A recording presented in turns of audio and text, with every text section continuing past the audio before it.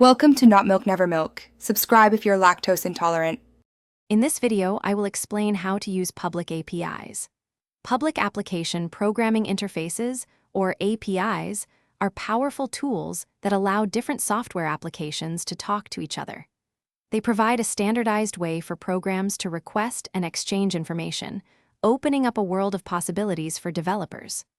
We'll cover the fundamental concepts, from understanding documentation to making your first requests, ensuring you have a solid foundation for integrating these services into your projects.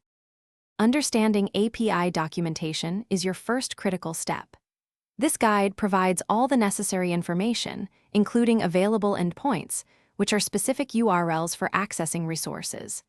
It also details required parameters, the data you need to send with your requests, and the expected response formats, commonly JSON or XML.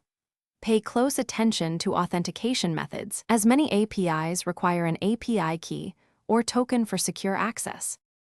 Now, let's make your first API request. You'll typically use an HTTP client like Postman or a command line tool like CURL. For retrieving data, a GET request is common. You'll need to specify the correct endpoint and any required parameters. Don't forget to include essential headers, such as an authorization header if an API key is needed. Once the request is sent, the API will return a response, usually in a structured format like JSON, which you can then process. To ensure smooth API integration, follow some best practices.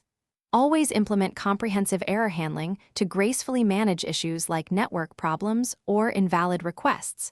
Be mindful of rate limits, which restrict the number of calls you can make within a specific time frame, often 100 requests per minute.